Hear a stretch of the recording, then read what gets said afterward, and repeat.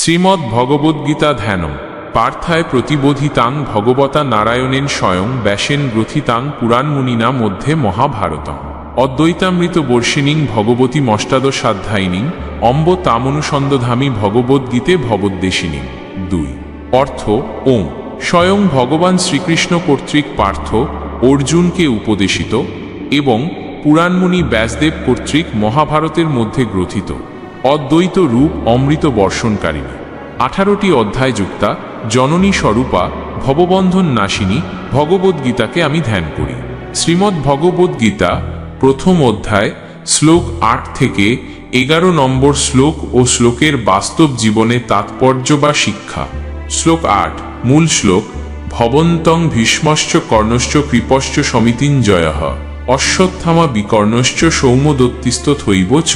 তাৎপর্য দুর্যোধন দ্রোণাচার্যকে বলছেন যে তাঁদের পক্ষে ভীষ্ম কর্ণ কৃপাচার্য যিনি যুদ্ধ জয় করেন, অশ্বত্থামা বিকর্ণ এবং সোমদত্তের পুত্র ভূরিশ্রবা এই মহাযোদ্ধারা রয়েছেন। এই শ্লোকটি শত্রুপক্ষের শক্তি বর্ণনা করছে এবং একই সাথে দুর্যোধনের আত্মবিশ্বাসের অভাব বা ভিতরের ভয়কে প্রকাশ করে। তিনি যেন দ্রোণাচার্যের কাছে নিজের শক্তিকে বারবার প্রমাণ করার চেষ্টা করছেন। বাস্তব জীবনের তাৎপর্য বা শিক্ষা নিজের শক্তির প্রতি সচেতনতা। জীবনে যখন কোনো বড় চ্যালেঞ্জের মুখোমুখি হই তখন আমাদের নিজেদের শক্তির উৎসগুলো সম্পর্কে সচেতন থাকতে হয়। দুর্যোধন যেমন তার পক্ষে থাকা বীরদের নাম উচ্চারণ করছেন, তেমনি আমাদেরও নিজেদের দক্ষতা, সম্পদ এবং সহযোগী ব্যক্তি বা প্রতিষ্ঠানের ওপর নজর রাখতে হয়। ভয় এবং আত্মবিশ্বাস। এই শ্লোকটি দেখায় যে বাহ্যিকভাবে শক্তিশালী দেখালেও দুর্যোধনের মনে একটি ভয় কাজ করছিল। তিনি বারবার তার পক্ষের বীরদের কথা উল্লেখ করে যেন নিজেকে এবং অন্যদের আশ্বস্ত করার চেষ্টা করছেন। বাস্তব জীবনেও আমরা অনেক সময় আত্মবিশ্বাসের অভাবে ভুগি। তখন বাইরের সমর্থন বা নিজেদের সাফল্যের তালিকা দেখে আত্মবিশ্বাস ফিরে পেতে চাই। তবে আসল আত্মবিশ্বাস আসে ভেতরের প্রস্তুতি ও সামর্থ্য থেকে। শ্লোক 9 মূল শ্লোক অন্যে চ বহবহ সুরা মদর্থে ত্যক্ত জীবিতাহা নানা শস্ত্র প্রহরণাহা সর্বে যুদ্ধ বিশারদাহা। তাৎপর্য দুর্যোধন আরও বলছেন যে তার জন্য জীবন উৎসর্গ করতে প্রস্তুত আরও অনেক বীর যোদ্ধা রয়েছেন যারা বিভিন্ন অস্ত্র শস্ত্রে পারদর্শী এবং সকলেই যুদ্ধবিদ্যায় নিপুণ। এখানে দুর্যোধন তার সৈন্যদের সংখ্যা এবং তাদের আত্মত্যাগের মনোভাবের ওপর জোর দিচ্ছেন। বাস্তব জীবনের তাৎপর্য বা শিক্ষা সংগঠন এবং আত্মত্যাগ। একটি বড় লক্ষ্য অর্জনের জন্য একটি সুসংগঠিত দল এবং দলের সদস্যদের আত্মত্যাগের মানসিকতা অত্যন্ত গুরুত্বপূর্ণ। দুর্যোধন তার সৈন্যদের আত্মত্যাগের কথা উল্লেখ করে তাদের আনুগত্য এবং দৃঢ়তার ওপর জোর দিচ্ছেন। বাস্তব জীবনেও যে কোনো দলগত কাজ বা বৃহৎ প্রকল্পে সফল হতে হলে দলের সদস্যদের নিজেদের ব্যক্তিগত স্বার্থের ঊর্ধ্বে উঠে কাজ করার মানসিকতা প্রয়োজন। প্রস্তুতি এবং পারদর্শিতা নানা শস্ত্র প্রহরণাহা সর্বে যুদ্ধ বিশারদা, অর্থাৎ বিভিন্ন অস্ত্রশস্ত্রে পারদর্শী এবং যুদ্ধবিদ্যায় নিপুণ। এটি প্রস্তুতির গুরুত্ব বোঝায়। কোনো কাজ শুরু করার আগে তার জন্য প্রয়োজনীয় সরঞ্জাম এবং দক্ষতা অর্জন করা অত্যন্ত জরুরি। সফলতার জন্য শুধু ইচ্ছা থাকলেই চলে না, তার সাথে সঠিক প্রস্তুতি এবং সংশ্লিষ্ট বিষয়ে পারদর্শিতা অর্জন করাও সমান জরুরি। শ্লোক 10 মূল শ্লোক অপর্যাপ্তং তদস্মাকং বলং ভীষ্মাভিরক্ষিতম পর্যাপ্তং তিদমেতেষাং বলং ভীমাভিরক্ষিতম। তাৎপর্য এখানে দুর্যোধন বলছেন যে ভীষ্ম দ্বারা সুরক্ষিত তাদের সৈন্যবল অপ্রচুর বা অপর্যাপ্ত মনে হচ্ছে, অর্থাৎ যতই বিশাল হোক না কেন তাদের কাছে এটি যথেষ্ট মনে হচ্ছে না। কিন্তু ভীম দ্বারা সুরক্ষিত পাণ্ডবদের সৈন্যবল পর্যাপ্ত, অর্থাৎ তারা কম হলেও যথেষ্ট শক্তিশালী। এই শ্লোকটি দুর্যোধনের মনের প্রকৃত অবস্থা এবং তার উদ্বেগকে স্পষ্ট করে তোলে। তার বিশাল সৈন্যবাহিনী থাকা সত্ত্বেও সে পাণ্ডবদের শক্তি দেখে উদ্বিগ্ন ছিল। বাস্তব জীবনের তাৎপর্য বা শিক্ষা ভয় এবং আত্মতুষ্টির অভাব। যতই সম্পদ বা শক্তি থাকুক না কেন, মনে ভয় থাকলে তা অপ্রচুর মনে হয়। দুর্যোধন তার বিশাল সেনাবলের প্রতিও আস্থা রাখতে পারছিলেন না। বাস্তব জীবনেও আমরা অনেক সময় নিজেদের প্রাপ্তি বা সক্ষমতা নিয়ে সন্তুষ্ট হতে পারি না এবং সর্বদা মনে করি যে আমাদের আরও কিছু দরকার।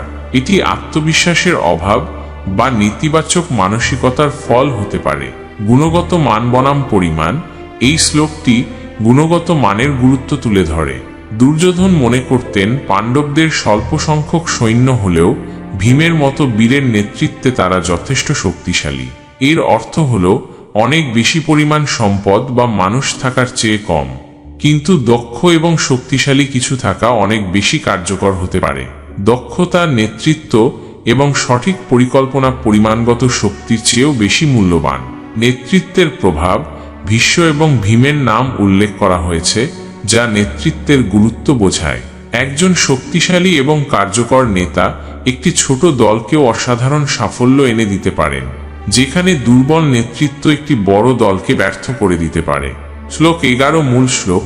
অয়নেষু চ সর্বেষু যথাবাগম বস্থিতাহা ভীষ্মেবাভিরক্ষন্তু ভবন্তঃ সর্ব এবহি। তাৎপর্য, দুর্যোধন তার সেনাপতিদের নির্দেশ দিচ্ছেন যে নিজ নিজ স্থানে অবস্থান করে সকলে যেন ভীষ্মকে বিশেষভাবে রক্ষা করেন। এর মাধ্যমে দুর্যোধন ভীষ্মের প্রতি তার নির্ভরতা এবং তার নিরাপত্তার বিষয়ে উদ্বেগকে প্রকাশ করছেন। ভীষ্মেবা তাদের পক্ষে সবচেয়ে গুরুত্বপূর্ণ যোদ্ধা ছিলেন, তাই তার সুরক্ষাই ছিল দুর্যোধনের প্রধান লক্ষ্য। বাস্তব জীবনের তাৎপর্য বা শিক্ষা, মূল সম্পদের সুরক্ষা। যে কোনো পরিস্থিতিতে আমাদের সবচেয়ে গুরুত্বপূর্ণ সম্পদ বা ব্যক্তিকে রক্ষা করা অত্যন্ত জরুরি। দুর্যোধন যেমন ভীষ্মকে রক্ষা করার নির্দেশ দিচ্ছেন, তেমনি আমাদের কর্মক্ষেত্রে বা ব্যক্তিগত জীবনে আমাদের সবচেয়ে গুরুত্বপূর্ণ জ্ঞান, দক্ষতা বা সম্পর্কগুলোকে সুরক্ষিত রাখতে হবে। দলের সমন্বয় এবং নির্দেশ, এই শ্লোকটি একটি দলের মধ্যে সমন্বয় এবং সুনির্দিষ্ট নির্দেশের গুরুত্ব বোঝায়।